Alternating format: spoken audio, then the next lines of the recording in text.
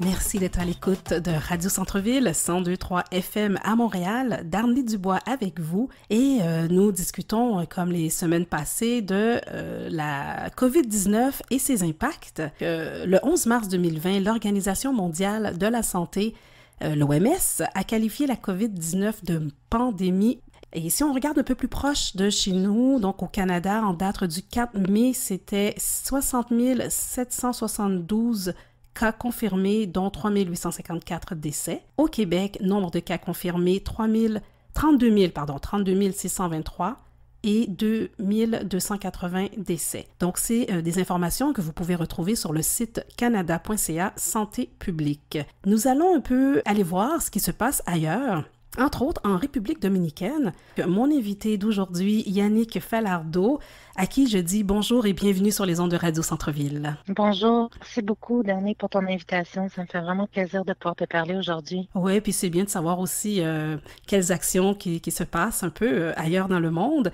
Donc, tu as été sensibilisé par la République dominicaine. Est-ce que tu peux nous expliquer pourquoi et en quoi tu as été sensibilisé? Oui, tout à fait. J'ai eu la chance de voyager comme beaucoup de Québécois. D'ailleurs, il y a à peu près 100 000 Québécois par année qui se rendent en République dominicaine pour des vacances. Moi, j'ai été en vacances à Samana il y a 3 ans et j'ai eu la très grand privilège d'être invitée à Cana il y a 2 ans dans un grand hôtel pour aller peindre des murales parce qu'à la base, je suis artiste. Okay. Et j'ai fait un séjour, c'était comme une résidence d'artiste et je peignais non pas pour les touristes, mais pour les travailleurs, les gens qui œuvrent à tous les jours dans cet hôtel. Alors, j'ai eu le grand plaisir d'être accueillie par des familles dominicaines et haïtiennes qui m'ont vraiment accueillie comme une sœur. Alors, on a tissé des liens qui étaient quand même étroits, tu sais, dans le contexte de peindre des murales pour les gens, donc être au cœur de la communauté. Et puis, quand la COVID a frappé, immédiatement, j'ai pensé à eux parce que je sais que lorsque les touristes cessent d'aller sur l'île, ça prend pas de temps que ces gens-là n'ont pas les moyens de faire vivre leur famille ou de manger. Okay. Alors, j'étais vraiment très inquiète. Je les ai appelés, j'ai appelé mes amis et puis, tout à fait, ils ont confirmé que la situation était vraiment extrêmement difficile. Alors, j'ai aidé à un niveau personnel les personnes qui étaient le plus près de moi. Mais quand j'ai pris conscience de l'ampleur de la crise pour eux et que je savais très bien que même si le tourisme revenait demain matin, si on défaisait le déconfinement, si on activait le déconfinement, que même à ça, le tourisme ne reprendrait pas demain matin. Là. Ouais, donc, j'ai su qu'il fallait que j'agisse à une plus grande échelle. Alors, j'ai décidé de lancer une campagne sur GoFundMe pour essayer avoir de l'aide pour pouvoir offrir de la nourriture aux familles, mais aussi pour mettre de la lumière, pour parler de ce qui est en train de se passer dans les îles, dans les Caraïbes et même partout sur Terre. Et le GoFundMe, tu l'as mis sur pied quand exactement? J'ai commencé à travailler, j'ai créé la page le 19 avril. Okay. Et puis, au départ, évidemment, j'en ai parlé autour de moi, donc dans ma famille. Alors, je crois que c'était le lendemain ou le surlendemain que j'ai commencé à recevoir des dons. Et la journée d'après, j'avais déjà envoyé de l'argent pour qu'on puisse acheter de la nourriture. Fait que ça a été très rapide. Et puis là, on est rendu, je crois, à la 13e ou la 14e journée. Et puis, on est rendu à peu près à 4 000 $ en dons. Et on a déjà nourri, dans le concret, 110 familles en République dominicaine dans 3 régions. Donc, à Punta Cana, à Samana et à Higüey. 3 régions où j'avais des personnes de confiance sur le terrain pour m'aider à organiser la distribution de nourriture. C'est ça, je voulais savoir comment ça s'organise tout ça. Donc, il y a des dons, tu envoies l'argent et comment ça se passe là-bas concrètement sur le terrain? Ben, j'ai eu la chance de parler avec une femme de l'Ontario qui avait parti une campagne semblable à Las Terenas, puis elle m'avait expliqué ce que j'avais besoin, c'était des gens de confiance sur le terrain. Et elle m'avait recommandé d'acheter de la nourriture et de ne pas nécessairement juste envoyer de l'argent. Okay. Que c'était préférable de faire des achats groupés de nourriture puis de faire la distribution. Alors, c'est ce que j'ai fait. J'ai commencé avec les personnes de confiance que je connaissais dans chaque région. On a fait des comparatifs. On a fait premièrement une liste d'aliments de base pour briser la famine. Ensuite, on a fait des comparaisons dans les épiceries locales pour voir où est-ce qu'on pouvait obtenir les meilleurs prix. Et une fois qu'on avait ces informations-là, ben à ce moment-là, je transférais un montant d'argent et je commençais toujours par dire, OK, on va s'occuper de 5 familles aujourd'hui. OK. Parce que je voulais pouvoir tester tout le système de transfert d'argent et tout ça, les achats.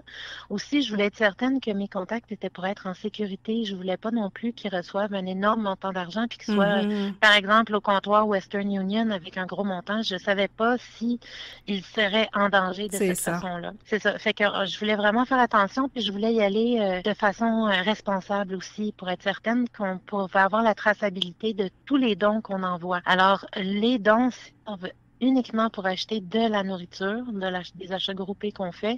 On achète aussi des masques, des gants, du savon pour que les personnes contactent, à tout le moins, puissent se protéger eux aussi du COVID. Parce que le problème, c'est pas juste la famine, c'est qu'ils doivent également faire face à ne pas transmettre le virus ou pas l'attraper. Et puis parfois, on a investi des petits montants d'argent pour qu'on puisse mettre de l'essence dans leur voiture pour qu'ils puissent aller dans l'autre ville, par exemple, pour avoir un meilleur prix sur du riz ou pour aller chez Western Union parce que c'est pas évident toujours, tu sais, mes contacts n'ont nécessairement de voiture.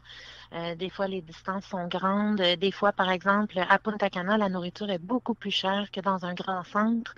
Fait qu'on a vraiment évalué toutes sortes de façons très rapidement pour voir qu'est-ce qui était optimal. Puis à date, ça fonctionne très, très bien. C'est très efficace. Puis on aide maintenant beaucoup de familles à tous les jours dans toutes les régions. Et est-ce que tu as déjà des preuves concrètes que les gens reçoivent la nourriture? Tout à fait. À tous les jours, je reçois, lorsque les achats sont faits, premièrement, je reçois une photo de la facture, donc des achats. Okay. Et ensuite, que j'ai demandé, puis ça, c'est une question intéressante parce que comment est-ce qu'on peut honorer la dignité des gens là-bas et comment est-ce qu'on peut aussi démontrer que dans le concret, on nourrit des gens. Oui. Donc, ce que j'ai demandé, ce qu'on a décidé en équipe, c'est qu'on était pour demander aux familles qui voulaient bien qu'on les prenne en photo, qu'on puisse montrer qu'ils ont reçu leur sac. Alors, il y a beaucoup de familles qui vont dire oui, qui sont prêts à être pris en photo, d'autres qui veulent pas être pris en photo, puis je respecte ça à 100%.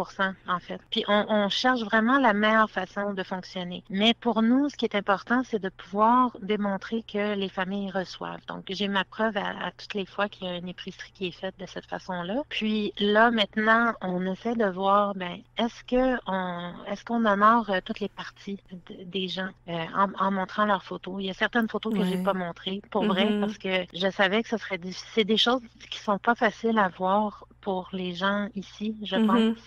Mais en même temps, je me dis, il faut être capable de montrer, puis il n'y a pas de honte à recevoir. Tu sais, ces gens-là le méritent et il n'y a pas de honte à demander et à recevoir. Tu sais, c'est ça. Mon défi, moi, c'est de faire tout ça dans le respect puis dans l'intégrité. Mais ce que je pense, c'est que si les Québécois pouvaient se voir, tu sais, ce que j'explique souvent, c'est que les personnes contact avec qui je travaille, c'est pas des gens qui se spécialisent dans l'humanitaire.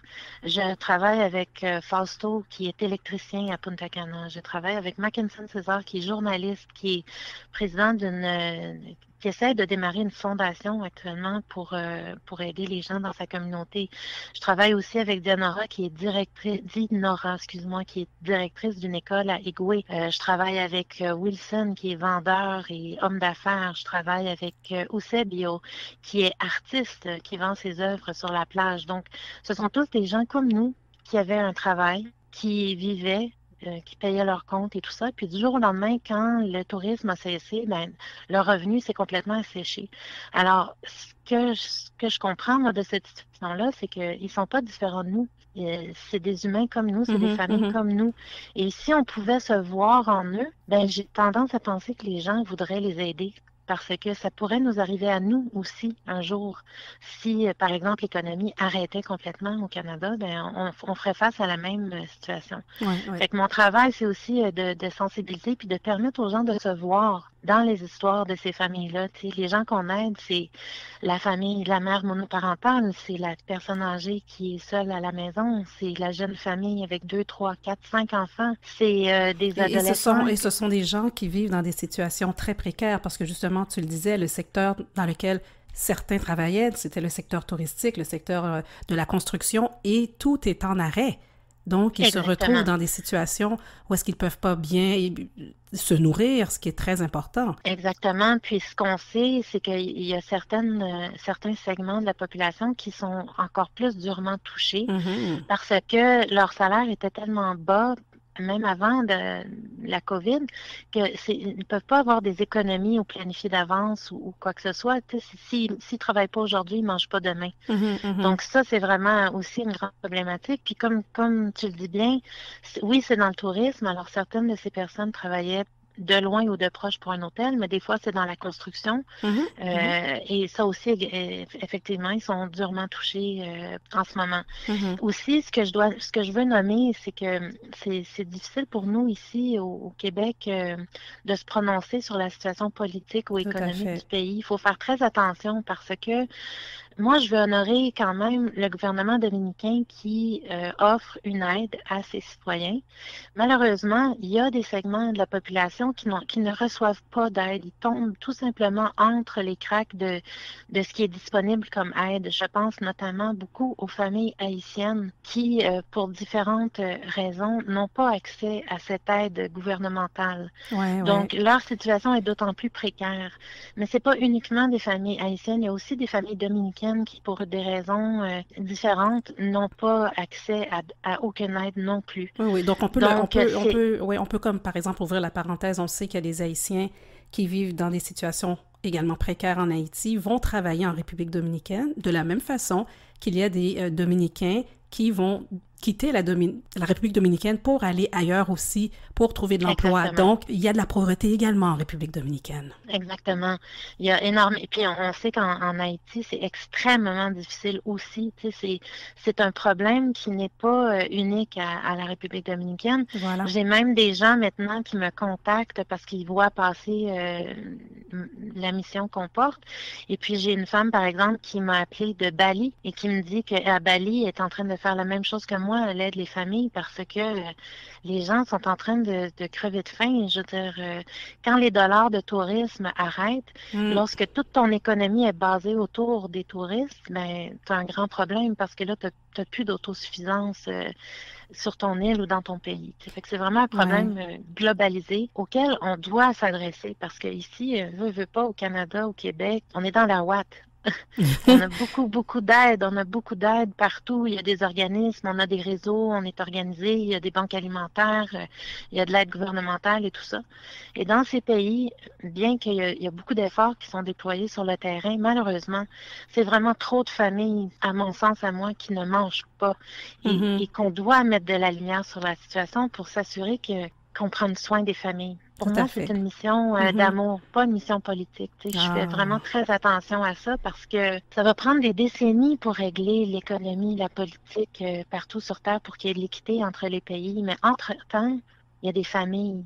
Il y a des familles, des enfants, des femmes, des hommes qui sont dans le besoin. Puis, je me dis qu'à un niveau humain, ici, on a les moyens d'aider, que ce soit en envoyant de l'argent ou en partageant nos idées, nos ressources, en mettant de la lumière, en faisant rayonner la chose. C'est qu'on peut parler d'une seule voix comme une seule famille. Moi, c'est comme ça que j'ai envie d'œuvrer. Et c'est une mission d'amour, c'est ce qu'on entend.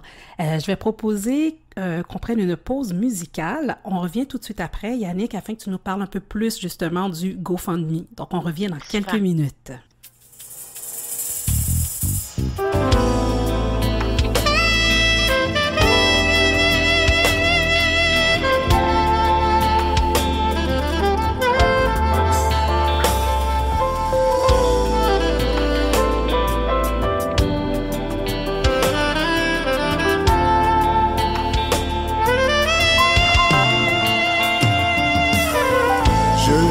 De monde de partage, où les gens savent comment vivre en frère, pour cette fin des temps, jusqu'à la fin de nos vies.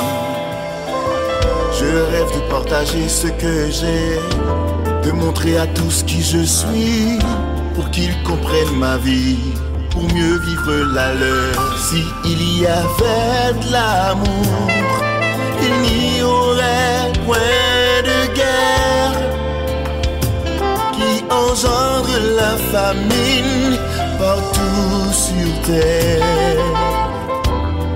Il est temps de dire non à la guerre. Pourquoi tant de pleurs et tant de douleurs?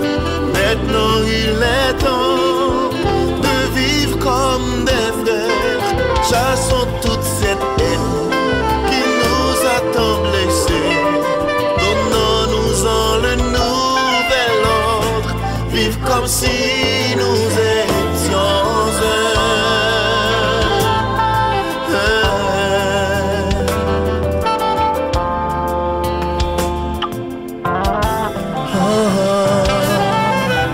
J'ai soif de briser toute chaîne d'orgueil qui nous empêche de franchir porte du bonheur pour un lendemain meilleur. J'ai soif de voir les gens tous égaux, éliminant toutes sortes de discrimination. En partageant l'amour, en proclamant la paix, pour que vivre ensemble. Pourquoi tant de pleurs et tant de douleurs? Maintenant il est temps de vivre comme des frères. Chassons toute cette haine qui nous a tant blessés. Donnons-nous-en le nouvel ordre. Vivre comme si nous étions un.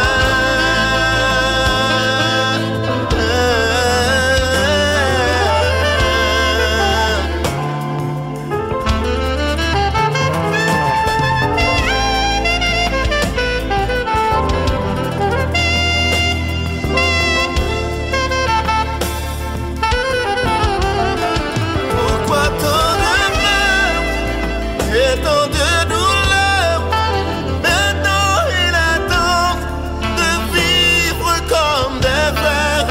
Chassons toute cette haine qui nous a tant blessés. Donnons-nous-en le nouvel ordre. Vivre comme si nous étions un.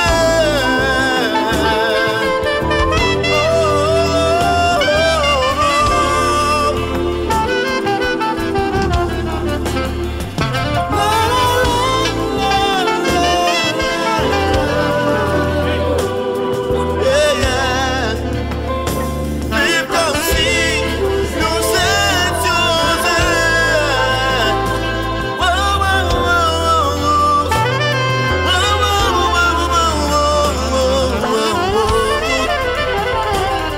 Vivre ensemble, unissons-nous. Alors, merci d'être à l'écoute de Radio Centre-Ville. Vous venez d'entendre une belle musique qui s'appelle « Unissons-nous » de Poppy Duvernay. Nous sommes en entretien avec Yannick Falardeau qui va continuer de nous parler justement du GoFundMe.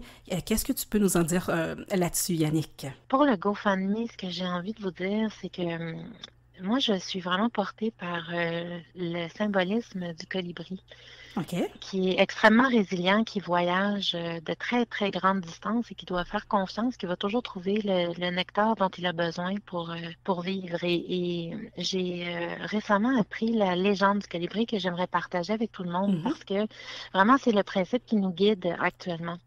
Alors, la légende du colibri dit que dans la forêt, il y avait un grand incendie et tous les animaux étaient encerclés et en péril. Les gros mammifères, eux, se pointaient du doigt puis se ruaient l'un sur l'autre. Ils disaient « Ah, c'est toi qui as mis le feu ». L'autre disait « Non, c'est pas moi, c'est toi ». Puis, il y a une grosse dispute. Et puis, les plus petits mammifères, eux, avaient extrêmement peur de se faire écraser par le déplacement, le chaos de tous ces gros mammifères. Puis, il y avait des gens qui croyaient que c'était les forces occultes qui avaient envoyé le feu, d'autres priaient d'en être libérés. Il y en avait qui mouraient dans le feu. Il y en avait qui croyaient qu'il n'y avait pas de feu puis que tout allait bien. Et il y en avait qui venaient au monde dans ce feu, dans ce cercle de feu. À travers tout ça, le colibri s'est élevé au-dessus de la mêlée puis s'est en allé à Tvirdel pour chercher près de la rivière une goutte d'eau. Alors, il est revenu rapidement avec sa petite goutte d'eau dans son bec et il a déposé cette goutte d'eau sur le brasier. Et les gros mammifères se sont mis à rire de lui. Ils ont dit, ah ben voyons, colibri, t'es bien fou, crois-tu que tu vas éteindre le feu avec ta petite goutte d'eau? Et le colibri a dit, non, je sais très bien que je n'éteindrai pas le feu avec ma petite goutte d'eau, mais je fais ma part. Et à tous les jours, quand je me réveille, mon cœur est serré dans ma poitrine parce que je sais que même si j'ai réussi avec mon équipe de colibri à aider 110 familles en une semaine, c'est une petite goutte d'eau dans un océan de gens qui sont dans le besoin. Et si on se concentre sur tous les gens qu'on ne peut pas aider ou sur la situation politique qui est difficile ou si toutes les raisons qu'on peut se donner pour dire ah ben moi je peux pas rien faire pour aider, ben on passe à côté de la possibilité de faire notre part. Alors moi tous les matins là où je me remets, c'est je me dis ok, je peux peut-être pas éteindre le feu, je peux peut-être pas aider toutes les familles, mais je dois faire ma part parce que j'ai le privilège de pouvoir aider. J'ai cette capacité, j'ai des réseaux, j'ai des contacts, j'ai des idées, j'ai la technologie maintenant est super accessible, facile pour tout le monde. Tout le monde pourrait partir une campagne de sociofinancement pour la cause qui leur tient à cœur. Alors, je pense que c'est important pour nous qui en avons la possibilité de faire une contribution, d'aider, que ce soit par l'argent ou par la visibilité ou par les contacts ou par la technologie ou peu importe. On a tous une façon qu'on est capable de créer des ponts. Parce que pour moi, c'est sûr qu'il y a des grands penseurs qui vont se pencher sur les questions politiques, sur l'économie, sur les relations entre les pays pour améliorer le sort globalement. Mais je pense qu'en ce moment, on est dans une révolution d'amour et il faut œuvrer d'une famille à l'autre, d'un cœur à l'autre. Alors, c'est ça qu'on est en train de faire, nous, avec notre équipe de colibris qui s'agrandit à tous les jours, en fait, parce que ça résonne chez les gens. C'est qu'il va falloir que les humains, on se donne la main et qu'on aide tout le monde ensemble. Parce que j'ai l'impression que nos chefs politiques sont pris avec tellement d'administration, de structure, de choses, on dirait qu'ils ne peuvent pas agir assez rapidement. Mais nous, on est capable de le faire par contre maintenant sur le terrain, puis on n'a plus d'excuses parce qu'on a la technologie pour le faire. Fait que je trouve ça merveilleux. L'autre affaire que je me dis, c'est qu'il y a plus que 2000 milliardaires sur Terre. Si j'étais capable d'en rejoindre un qui avait un cœur ouvert qui pourrait nous aider, ça serait extraordinaire. Y aurait-il un milliardaire qui écoute Radio Centre-Ville? Y a-t-il un milliardaire qui écoute? C'est n'importe qui a les moyens, mais en fait, ce qui est le beau dans toute cette affaire-là, Dani, c'est que les familles actuellement qui ont donné à la campagne de sociofinancement me connaissent. C'est presque toutes des gens qui sont dans mon réseau qui me connaissent. Donc, il y a une confiance qui s'est installée. Et ce ne sont pas des familles qui sont super en moyens. Des fois, on m'envoie 20 $. Mais avec 20 $, moi, je suis capable d'aider une famille à briser la famine pendant une semaine. C'est énorme pour cette famille-là qui n'a rien mangé depuis une semaine. Avec 5 $, j'achète 10 kilos de riz. On aide beaucoup de familles. Fait que le potentiel d'aider est super grand. Puis la chose qui me touche le plus, vraiment, c'est ce que j'apprends des familles là-bas. Parce que on pourrait penser qu'il y a beaucoup de colère ou de la frustration, tout ça, mais c'est faux. Ce que je vois sur le terrain là-bas, c'est que les gens sont extrêmement patients, ils sont dans la gratitude, ils sont ouverts, il y a une solidarité incroyable des familles sur le terrain parce que avec, par exemple, un don de 25 $, on brise la famine de 2 familles. Et ce que j'ai appris, ce que je savais pas, c'est que ces 2 familles-là, souvent, vont partager avec leurs voisins. Donc, ils reçoivent un peu de riz, des pâtes alimentaires, ils vont recevoir de la pâte de tomate, un cube de bouillon de bœuf, un peu de sel, un peu de sucre, de l'huile, de l'ail. C'est vraiment des choses de base, là. C'est simple, simple, simple. Je suis pas capable d'offrir des légumes. Souvent, les gens n'ont pas de réfrigérateur et ça serait compliqué de transporter des aliments périssables. Fait qu'on s'est concentré sur ce qui est non périssable. Mais ce qui me touche profondément, c'est que les gens s'entraident, partagent, ils s'organisent. Je trouve ça vraiment, on a beaucoup à apprendre. Et où est-ce que les gens peuvent ici, les gens qui écoutent, peuvent justement retrouver le GoFundMe et participer, évidemment? Ben, ils peuvent faire une recherche sur GoFundMe puis trouver la campagne Nourrir les familles de la République dominicaine. Je peux vous envoyer le lien qu'on pourra mettre en lien sur Facebook.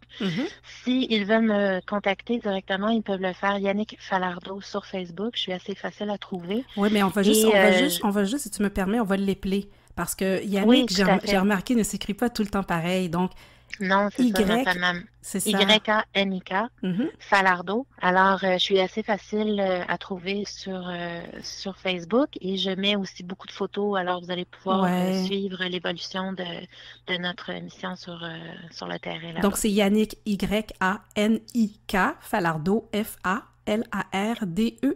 Exactement. Donc, on peut suivre tout ça sur Facebook. Ou, comme tu disais, le site de GoFundMe, ou j'imagine même à partir de Google.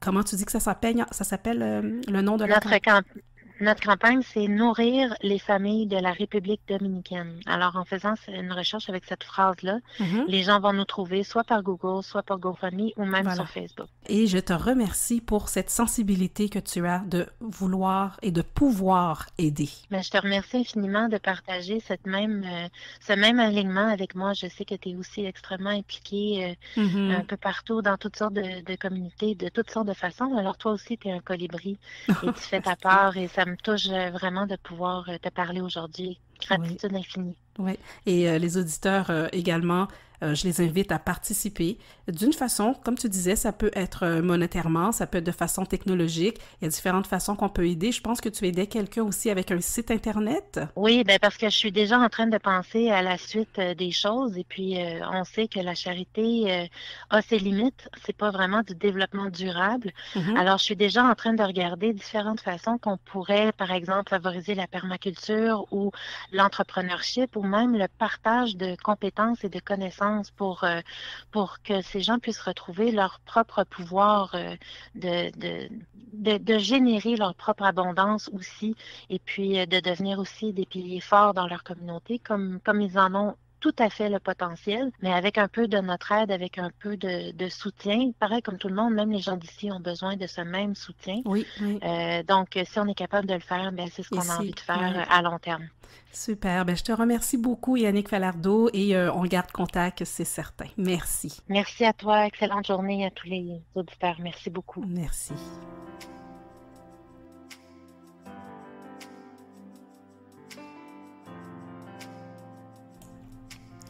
C'était Yannick Falardeau sur les ondes de Radio Centre-Ville 102.3 FM à Montréal.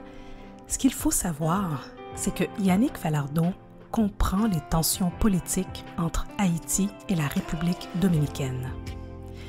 Elle comprend que de nombreux secteurs économiques sont soutenus par le travail des Haïtiens sans papier. Elle comprend le contexte légal délicat. Mais elle se dit qu'en attendant que les problèmes se règlent, il y a des Haïtiens, il y a des Dominicains qui n'ont pas de nourriture pendant la pandémie. Elle a donc décidé d'aider. C'est sa façon d'aider son prochain en créant ce GoFundMe. Nous pouvons tous aider. Nous pouvons tous aider notre prochain. L'essentiel, c'est d'aider. Par exemple, je prends ma filleule. Ma filleule, ici à Montréal, est très sensibilisée par les sans-abri. Donc, ce qu'elle a décidé de faire, c'est qu'elle fait des collectes parmi ses amis, des collectes de fonds, et elle achète, par exemple, déodorants, savon, dentifrice. Elle va acheter des fruits, des légumes, et elle fait des petits paquets. Et elle se déplace à Montréal, au centre-ville, et dès qu'elle rencontre un sans-abri, elle lui remet ce paquet. Ma filleule, c'est sa façon d'aider son prochain. Il y a, par exemple, des gens qui ont les moyens, ils font des dons à des universités, ils font des dons monétaires. Ce qui fait qu'ils disent, je vous fais don, admettons, de 500 000, de 1 million de dollars, et aider des étudiants qui n'arrivent pas à payer leurs études. Donc, leur don se fait pour aider l'éducation. Nous pouvons tous aider. Et Yannick, elle a décidé d'aider de cette façon, avec les gens, les Haïtiens, les Dominicains, en République dominicaine qui sont en situation précaire et qui ne peuvent pas manger.